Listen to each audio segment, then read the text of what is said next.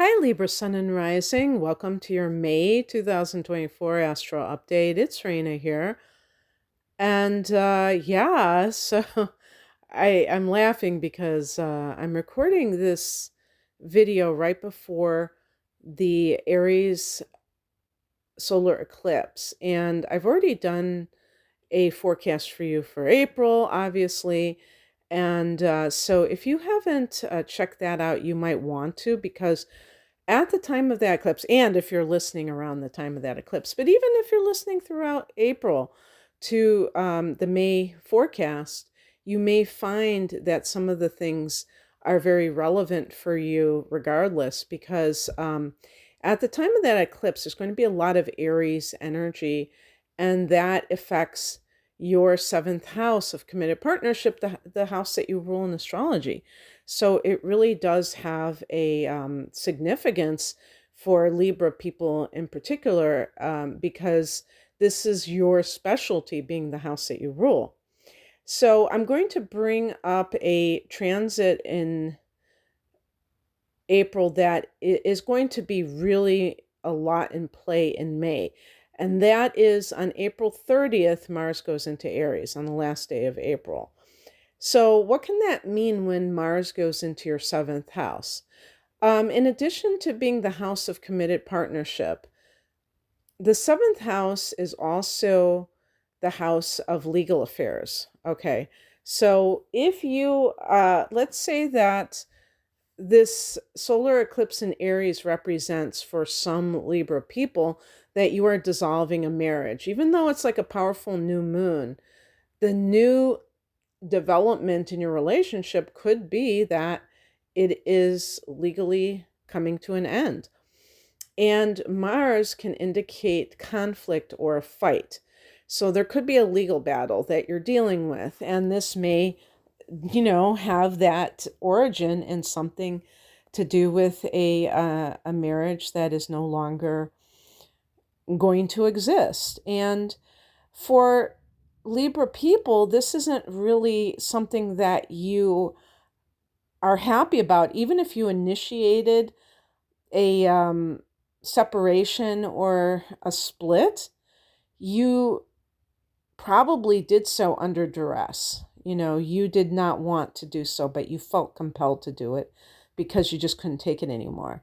And because Libra just naturally is inclined to want to be the peacemaker and to make things work. But even you have your limit, you're a cardinal sign, so you do have the ability to take charge of situations if need be. And you may have had to do it. Now, if you are currently married to somebody or, coupled, this could indicate some kind of excessively combative situation going around in your union. And if your relationship is basically sound, it could simply be that there is some kind of situational I was going to say situational situation that is influencing it.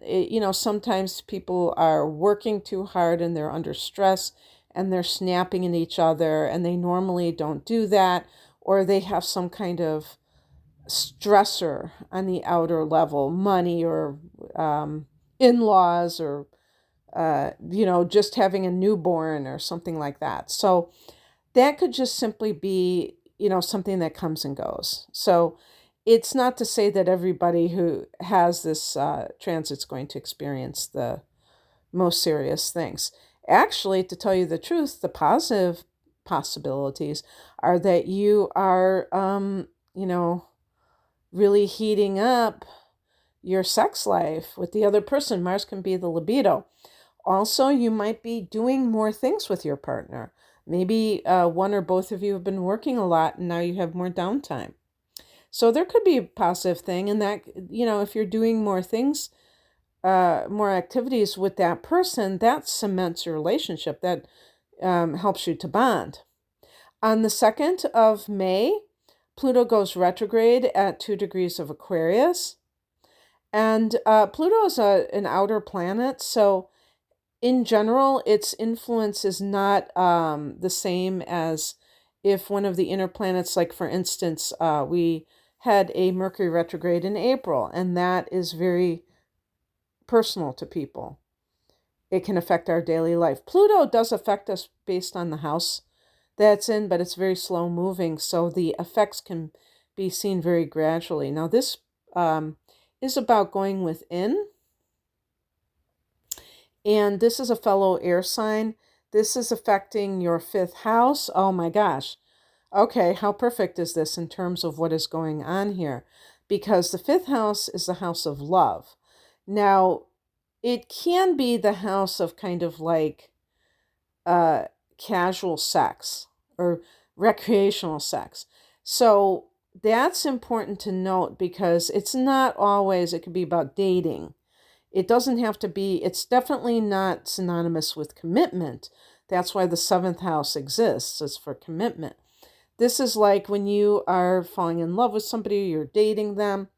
So if Pluto is retrograding in this fifth house, this is really, if you have had any kind of power struggles when it comes to love, because I recently put up a video about Pluto transits in the fifth house that you might want to check. I'd like to say that I'm going to link it down below, but I'll probably forget, knowing me. So when people have a Pluto transit in their fifth house, they can transform their ideas about love. That's another thing. And that for Libra is hugely important because Libra really identifies as a couple. And even if, and that's because you rule the house of being a couple. But the thing is, you also are an individual. And that's why Aries, your opposite sign, opposes you. And Aries is the first house of the self. And when people are, kind of neglecting their autonomy or their individuality, it can very easily lead to codependency. And that spells disaster for the individual because you're very likely to kind of turn your back on your own dreams, and also you're going to be very likely to be enabling somebody in bad behavior. So I feel like this is going to be a very beneficial Pluto retrograde, where instead of looking like, let's say you did attract a controlling partner, that you look at that as it pertains to yourself. I was discussing this with another sign when I was doing these videos about how we talk about blaming the victim. But that, to me, is kind of a smokescreen for avoiding personal responsibility because we don't have a choice. When we find ourselves in toxic relationships, yes, it's very much due to bad behavior on the other person's part, but we're part of this. And in order to extricate ourselves from it and to not fall prey to it again, we have to really look at like, okay, how did this happen? And not just say, oh no, it's the other person's responsibility to be a good person. Well, good luck with that. Try to get somebody to be a good person. See if you can control that.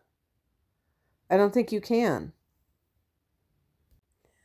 On the 7th, there is a new moon at 18 degrees of Taurus, and this will fall in your 8th house. That's another thing that is really on point with all of these transits, because the 8th house is a house of depth. This is Scorpio's domain in astrology, and it can really, a new moon here, this is like the phoenix rising from the ashes. So that I was thinking, well, isn't that a little bit melodramatic? But really, you had a lunar eclipse in March, Libra. So you may have in your sign, so you may have felt like you just shed this old skin and now you're ready to rise triumphantly. This can be a new day for you in terms of your psyche, where you are going deeper than maybe you used to go. Because for Libra, it's not that I would just write off Libra as a superficial sign. First of all, with Libra sun sign, you may very well have inner planets in Scorpio, and that will kind of deepen you automatically. But I just think that Libra wants to bring a lot of graciousness to the world, beauty to the world. And, Scorpio, that house, that eighth house, there can be a lot of ugliness underneath the surface. But that's what life is all about. Libra loves the aesthetics. You love things to look good, but sometimes they don't feel good. They might look good on the surface, and that applies to you as well, Libra. Sometimes you look really great on the surface, but inside you might be suffering. So there's no shame in the game of plumbing the depths and really making peace with your shadow. On the 15th, Mercury goes into Taurus. So we have your mind becoming that profound instrument. Also, you may be reading up on metaphysical topics, studying them. Astrology and the tarot fall into these categories as well, and that might be something that you find very enjoyable. But you may hear news about shared resources, whether this is in a marriage that is going to be dissolved or has recently been dissolved. I don't know. But that could definitely something, or maybe it's an inheritance, whatever. On the 20th, the sun goes into Gemini, fellow air sign like Aquarius, so it trines you. This is coming from the 9th house, which is Sagittarian's domain. Very positive. I'm a sun in Sag. Very positive, very very philosophical. And so the Gemini energy is going to favor things like expansion geographically through traveling somewhere far away, for instance.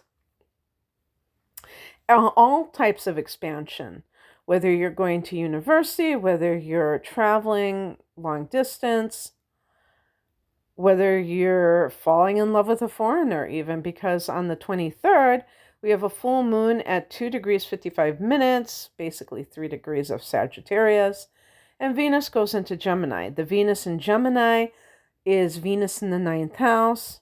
That can be love with a person of a different ethnicity, nationality, remember those are two different things, or race.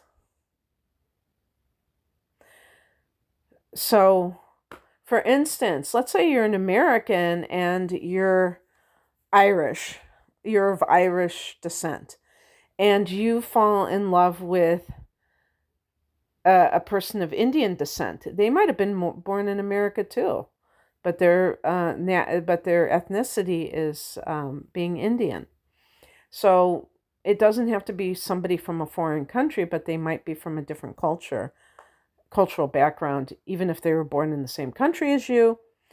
It can give you money to be able to go on some kind of trip, or you're spending money on a trip. The full moon in Sagittarius is falling in your 3rd house.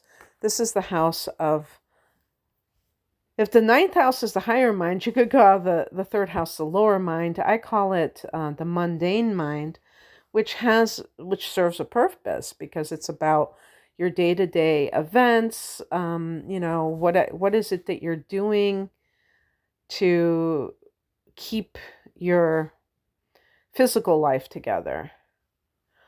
Also the 3rd house can be the internet, social media, how we communicate, how we get in touch with one another. So full moon here could mean finishing a website, maybe seeing your website finally taking off. The fertility, the abundance of that full moon can bestow something good on an internet entity that you have. You may learn information about a sibling. On the 25th, Jupiter goes into Gemini. So we have the benefic planets, Venus and Jupiter, in this ninth house. Jupiter's a ruler of the ninth. So it really specializes in this area. So for the next 12 months or so, you can expect to have expansion through foreign travels. This could be very lucky for you, or you get the opportunity to do it a lot. I'm going to talk more about this in a separate video where I talk about all of the Jupiter transits and all of the houses and how that's going to affect people. Okay, that's what I have for you, Libra. I hope that this resonated. If you would like a private reading, I'm promoting my deep dive double readings that are a package deal, an hour of natal chart analysis with an hour of transits for the next 12 months for a special price compared to buying those readings separately from my website. I do sell them separately because some people, they don't care about transits, or some people don't care about chart analysis. But I have all kinds of readings like love readings and tarot, and life path, career, even one for your child to learn how to understand them better. You can find out more information at the link below. I'm at rainandmoonastrology.com. Thanks for listening. Bye.